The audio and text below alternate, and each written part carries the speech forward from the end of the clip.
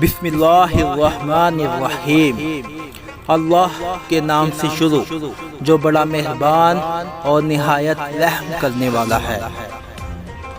اگر ہم نے آج ڈر کے مارے بزدلی کی چوڑیاں پہن لی تو ہماری آنے والی نسلیں ظالموں سے کانپیں گی۔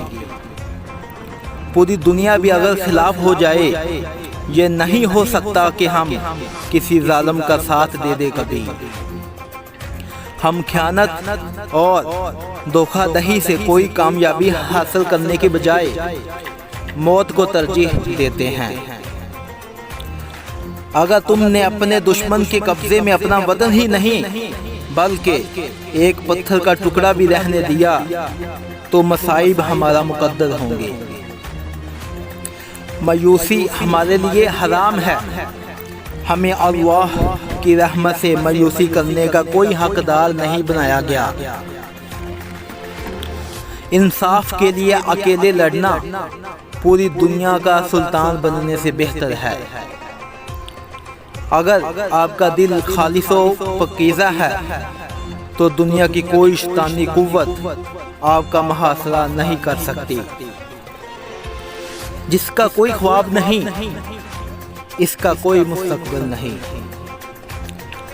ہمارے اسلاف کی داستانیں بچوں کو سلانے کے لیے نہیں بلکہ مردوں کو جگانے کے لیے سنائی جاتی ہیں۔ اپنوں کی طرف سے دھوکہ انسان کو ٹکڑے ٹکڑے کر دیتا ہے۔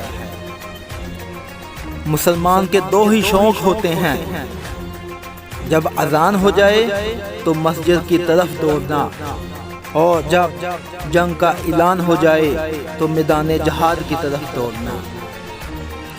اگر اصول پر ہو تو ڈٹ جاؤ، اگر انا پر ہو تو پیچھے ہٹ جاؤ۔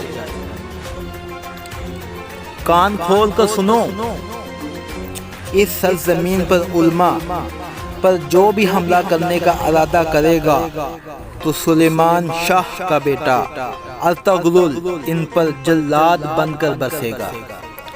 ناظرین کرام، اگر آپ کو میری ویڈیو اچھی لگی ہو تو میرے چینل کو سبسکرائب ضرور کر لیجئے گا، اور اس کے ساتھ بیل آئیکن کو بھی پریس کر لیں تاکہ آپ کو تمام آنے والی ایسی اچھی ویڈیو مل سکے۔ اللہ حافظ۔